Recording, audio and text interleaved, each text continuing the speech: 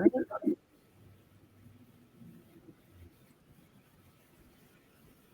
All right, just confirming. Can you see just the screen? Yes. Able to? Perfect, perfect.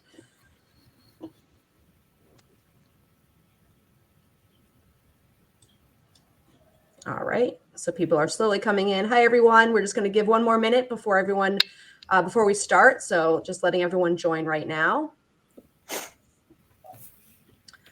Please feel free to use the chat on the right-hand side. Let us know where you're from. This is a very open and casual conversation in regards to what do you wish you've known when you started your career in quality. So please feel free to start asking questions, but I will do a formal introduction in just about a minute, waiting for people to join.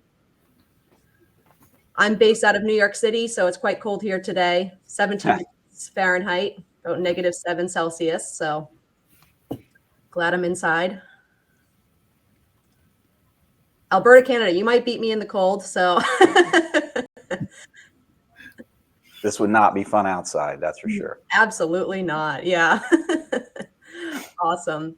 All right, so I'm just going to start and we'll wait for people to start coming in. So thank you. Hello, everyone, and thank you for joining us today.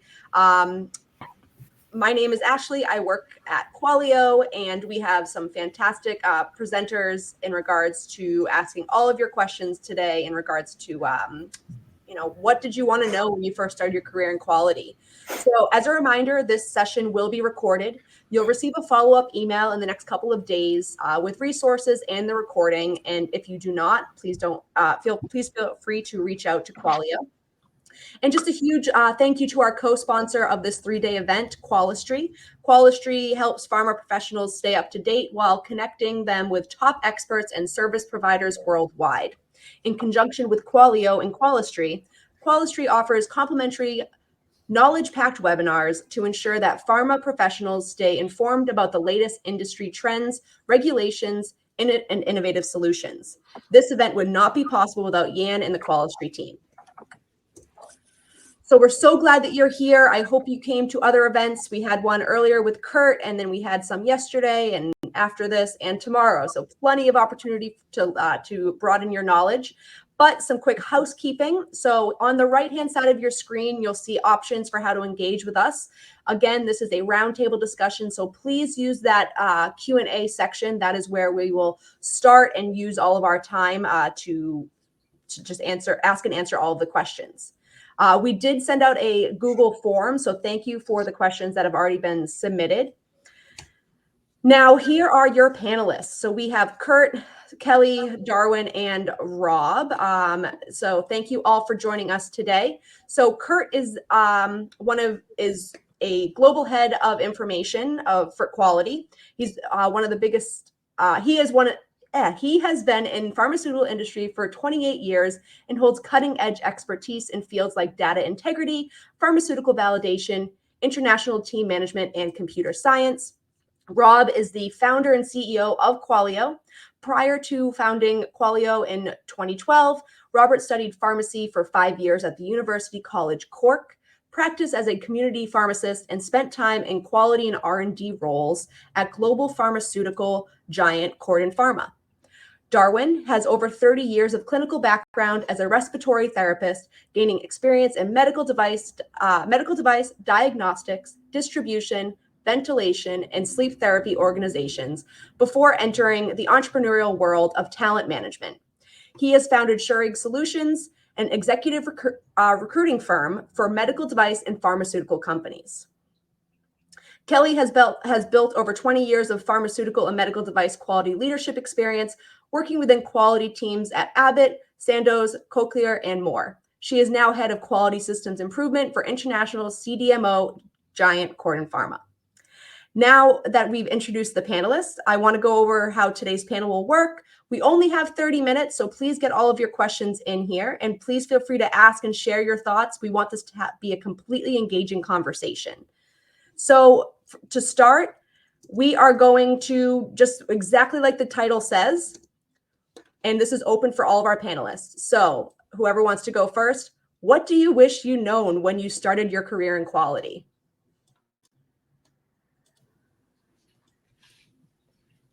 Whoever wants to go first. It's open and I can break the ice. awesome. Thanks, Rob. That's what people are waiting for.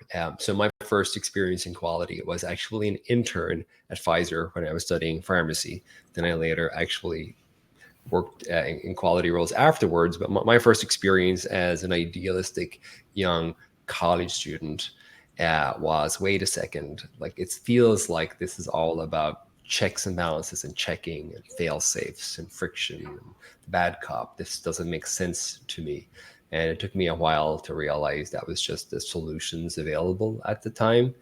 And that what people were trying to do when you got to know them was build safe, effective products, help their companies get into markets that mattered, and make sure that the company was having a positive impact. And I was always just really, I wish I knew back then that that was the goal, because I think people struggle to get companies on board with that. And that struck me. It's one of the earliest lessons learned I have from quality. Awesome. Thanks, Rob. Anyone else want to chime in? Yeah, go ahead, Darwin. You're on mute. So there we go. Perfect. That was great. I wanted to ask Rob about how he went from pharmacy to this, but that's another conversation. But long conversation, Darwin.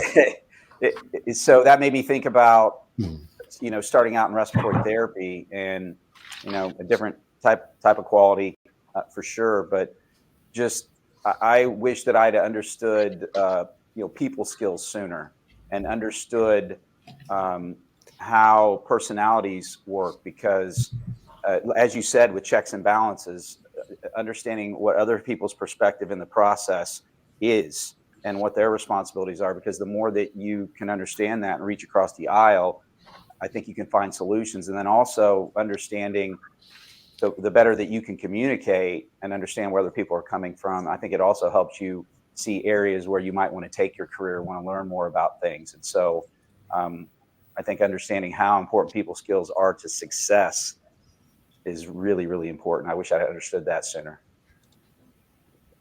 People skills are you don't realize how valuable they are. So Well, you have to they don't teach you that in school for the most Right. part. It's a kind of a learned thing. How about you, Kurt or Kelly? Kelly, please go ahead. Sure. Yeah, no, kind of following on, with Rob, I came out of college, with a biology and chemistry degree, and really had no idea this industry was even an option. When in college, it was like you were going to go to medical school or vet school or stay and go to grad school, or you were going to get out and just teach. And so, the whole idea that there's this whole other career path out there, I kind of fell into it. Honestly, I had moved to an area where there happened to be an Abbott manufacturing facility and they were hiring chemists. And so it was like, oh, well, I'll give this a shot, got a job. And all of a sudden this whole industry sort of opened up, and I was learning about how things were made and how things worked and people's motivations. Like Rob talked about, these people were just trying to, get these medicines made and get them into people's hands. And so starting to learn the why behind it and how things were made, and then diving really deeply into the how things were made and what was important about how they were made, and that whole pathway opened up this whole world. And that was 25 years ago, and I'm still here doing it. So I wish I had known, first of all, that this was even a pathway into what's been a really amazing career, and just the nuance of it, and how to really help. Another way to really help people, and a way to use that degree. I love to call my dad and be like, guess what I did today? I used this part of my college education, and I don't think we do enough as an industry to outreach all the way back into high school, into colleges, to educate people on, hey, there's this whole world out here, that you can come play in, and whether that's, through research and development, or even just the commercial manufacturing side, and how important those processes are in getting safe and effective products, medicines, devices, et cetera, into people's hands. Absolutely. Yeah. It's amazing to say, oh, I actually use my degree. It's kind of rare, at least in North America, it seems like, for the most part. It does seem that way. Yeah. So we do have a question from the audience. People are starting to ask. So we have this one. If someone is considering to move into quality, what would you say are the key competencies required for a quality professional? Well, I think Darwin hit on it with the people skills. You know, that is for quality, because you are often sometimes not the popular person in the room. You are sometimes in a position of having to hold the line of something went wrong and this product doesn't meet all the requirements. You're not always everybody's friend. They're not always happy to see you if you don't have the good people skills. Right. Those can be tough situations, and if you don't handle that well and maintain those relationships well, that doesn't always go well. And I think the other thing, at least for me, is a real thirst for knowledge and understanding of the processes so that you can make good decisions. You can't do that from your desk. You have to go out on that floor and learn how things work. If you don't do enough of that, then you're not going to be good at your job. Kurt, what do you think? Yeah, I think you nailed it. The people skills, definitely. You need to have people skills on all sides, because, as you said, quality is not always the most popular person in the room. The reason why that is historical, but I think that nowadays there's a new breed of quality professionals around, and that's good, because one thing that I would say is also essential when you're considering a move into quality is good analytical thinking and technical understanding, because many times you will be asked to make decisions on technical details or on technical questions, and for that, if you don't understand the processes behind it well enough, you won't be in a position to make that decision in the right way. To that comes curiosity. Any technical understanding that you don't have, you can learn. Be ready to do that. Prepare yourself for a lifetime of learning. I think that would be probably a good piece of advice. Preparing for a lifetime of learning, but also wanting to be continuously learning. So that's also probably a core competency, is you want to actually learn, and you're not going to be stuck in your ways of this is how it's been done. It's nope, you have to keep going with whatever's happening in the industry as a whole. Correct. Anything else before I go to the next question that anyone wants to add about core competencies? So I would just throw in, Rob kind of spoke to this earlier about kind of the quality police, right? And people, reaching across the aisle, how you build relationships and understand other people's responsibilities to create a quality culture, because every single stakeholder at a company really should care about quality, whether they're in the quality department or not. And so Kelly spoke to this earlier, and just what Kurt said, relevant to always learning. The more you understand all aspects of the quality management system and how people interact and what the responsibilities are, the more you can understand where other people are coming from. And so by being able to do that and working on your communication skills, you're going to have opportunities to reach across the aisle and find solutions. But if people don't understand, if they don't have the perception that you care about their responsibilities and what's important to them, it's going to be harder for you to be able to find those solutions from a people skill standpoint. And when you look at the risk involved relevant to fines and when things go wrong, it's so important. The communication is paramount for everyone. I might add something briefly to that, Darwin. I like how you explained that. Something that I've learned from having the fortune of speaking to hundreds of people, working in this space, solving problems here, is that, and I think people touched on this during their answers, is the role is evolving a lot. And an example I will give is a common pitfall people in their quality careers, I think they can get stuck, is they work in a small company or a small team and they do all of the things because they can marshal all of the things because it's within this complexity scope of one person to handle. But once a company gets bigger, you have more products, it becomes beyond your ability to handle and manage. And you can put in rules that slow the company down and create friction in your relationships, or you could acknowledge the reality of it is that your only way to be successful is through partnership and enablement. The quality culture that I know a lot of us talk a lot about, that's actually your only way to be able to create great outcomes, is to actually have other people want to do the things. And people often talk about quality culture. That's what a quality culture is real, is people want to do the things because they know it's the right thing to do, not I have to do the thing because I'll get in trouble. And that's a subtle difference, but in your career, that's such an important ingredient.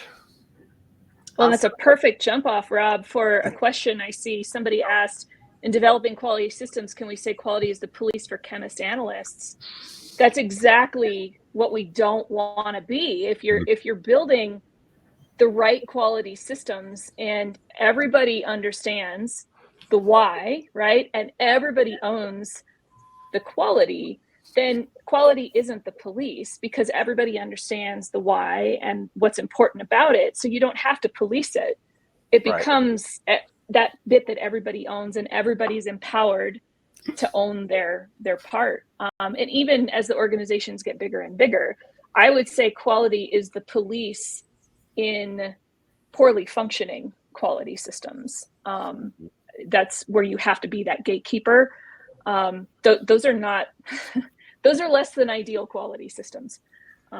You shouldn't have to police it. It should be everybody wants it to work, and everybody wants the product, because in the end, right, you can't possibly, right? It's like having 100% human inspection on a process, right?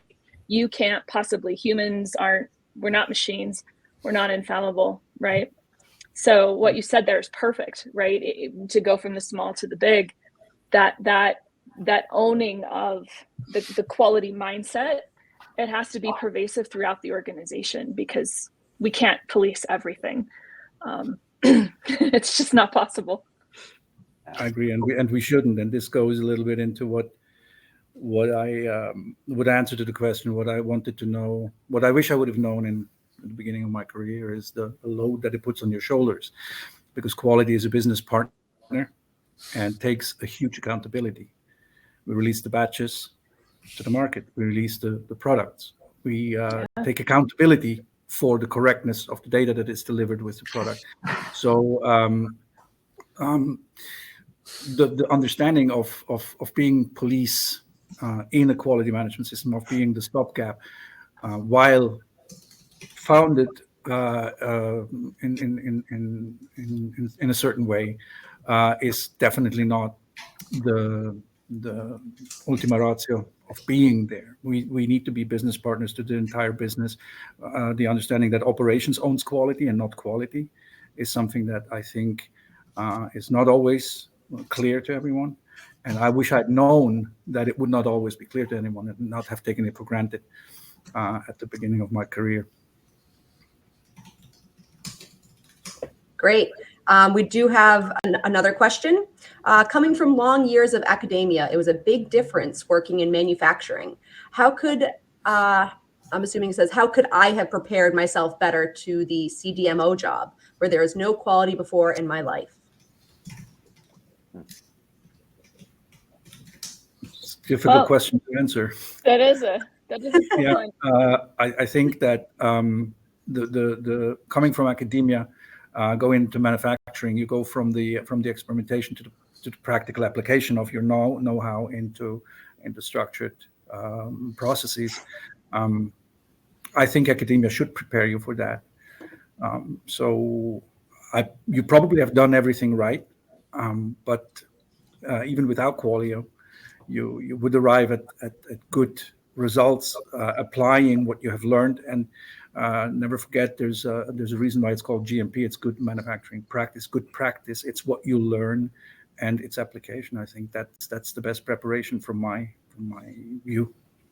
So one of the challenges we see sometimes with academia to the commercial world is you just have to be prepared from a sense of urgency standpoint, because you don't have as much time. You have to be profitable. We've had multiple, the previous questions, understanding everybody should own quality, because if you're not efficient and you don't have teams, you don't have high employee engagement, you're going to have less wasted resources.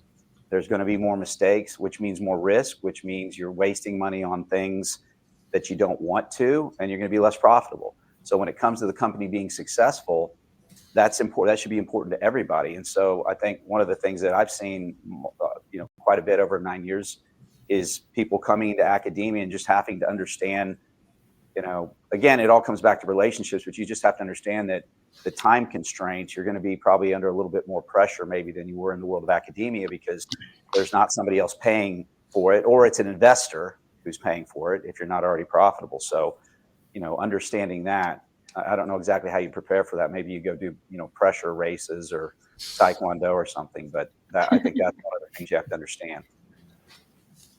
I think it's important to remember as well, it's not blue sky. I think academia, unless you spend enough time in some of the what could go wrong case studies, a lot of times it's, at least, from what I remember, a lot of stuff is sort of theoretical blue sky. You get out into the real world and it's the Wild West, man. Anything can go wrong and will go wrong. And you have to, then it becomes about how to interpret and apply, and to know where you can be flexible versus where you can't be flexible. Learning, it takes time, to learn how to operate in the space, in the gray spaces. How far can you push, and then I think one of the more important things, I think we've all kind of touched on, is how to balance the needs of the quality versus the needs of the business.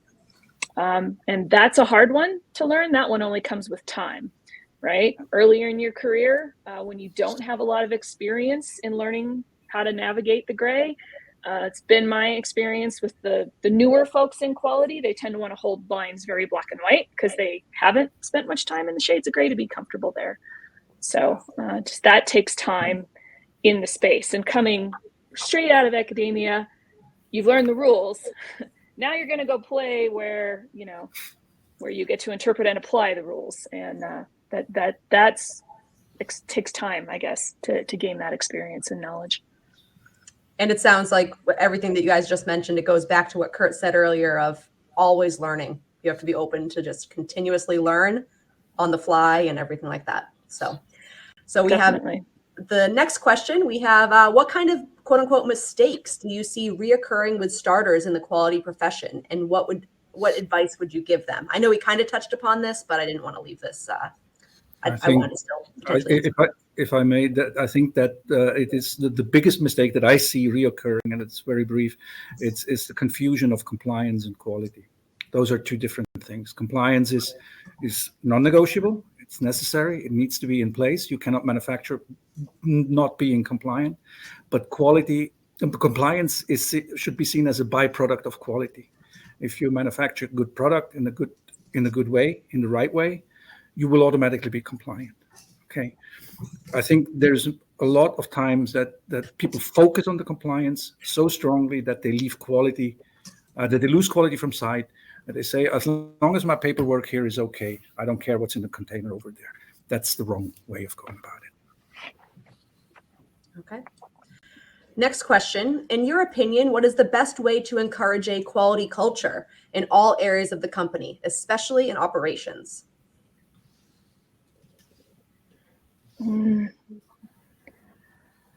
People have to understand why. Why does it matter? Why is it important? And I think the other thing that's really, really crucial is a very non-punitive culture. You've got to be very transparent and open. You've got to encourage people to come forward when they see issues. It's not to say that if you don't have, repeated mistakes made by the same person, that you don't eventually come to a place where perhaps something becomes punitive or, a personnel type issue. But most of the time, if people are making mistakes, your processes probably aren't very good, right?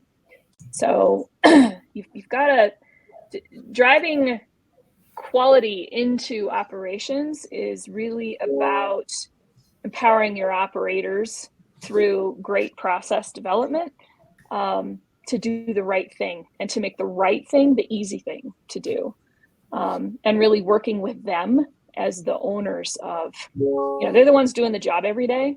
you've got to work with them on how to do it well. Great. Anyone else want to add anything before I go to the next question? I think that's really well said. And, you know, where focus goes, energy flows. And you can't run a business if you're not measuring things. And so, you know, she said, like, why are we doing what we're doing? Transparency. The more transparency you have, and that's why, you know, culture is so important, and that you're hiring, understand what your values are at the company, and you're hiring people that their personal why matches the mission, because then you're going to get higher employee engagement because people care about the same things. And the more transparent you are in terms of responsibilities, I think the less silos and the less mistakes that get made. So, but you got to know why you're doing what you're doing and why you're measuring those things. And the more transparency you have, the more you can create real best practices. Great. Next question. In a small company or a small team, is it a good idea to combine quality roles with other functions, to have a quality manager with a trainer responsibility, for instance? I would say it depends. There are regulations where quality must be independent of operations, for example.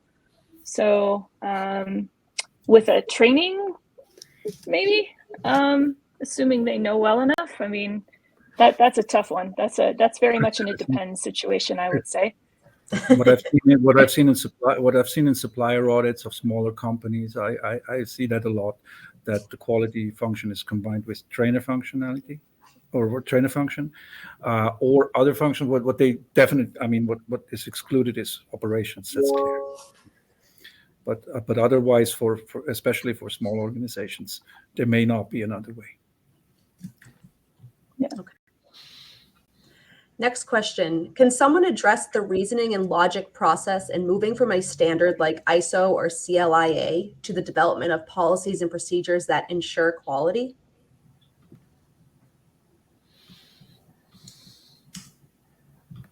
Well, the standards say what you have to do. The policies and procedures are how you do what the standards say you're going to do. So you're going to need your policies and procedures as a company in order to say, this is how we, the company, do the things that the standards require us to do. Okay, perfect.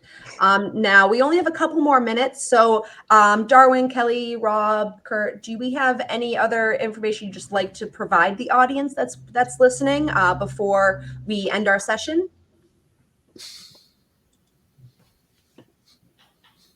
No, that's okay. Stay at it. Stay at it. Fight for good quality. Fight for the patient. Do it not for the QA. Do it for the patient. Perfect. That's my message. Okay. This might be my Aaron, please. Sorry. Go right ahead, Rob. You're good. I was just going to say that this might be my only chance to publicly thank everybody for making this event happen, and for the incredible amount of work that everybody's put in, and of course for everybody here who's joining on the panel or speaking. Thank you all for making this happen. I have enjoyed following along greatly. Thank you, Rob. All right, so it is ending in a few minutes. I have one more question, but just some last minute housekeeping while everyone is still on the call. I did just launch a survey, so if anyone would be willing to submit your feedback, that way in the future we will make sure that this event is even better, or future webinars are even more educational and beneficial to our audience members. And as a reminder, in about 30 minutes, we will have Darwin, Kelly, and Rob presenting on our next Beyond Compliance session. Kurt presented earlier today in ICHQ9, which was fantastic. And next session is going to be 2024 Preparation and Upcoming Challenges. So please feel free to join that in about 30 minutes from now. And it looks like we'll have one more question. So the last question is, what steps would you recommend to decrease human-related errors while training? Correct procedures are in place and instant review to catch those errors, but errors are repeating. Throwing you for a loop for the last minute. But I started to throw an answer in the chat just in case we didn't have a chance to answer that one.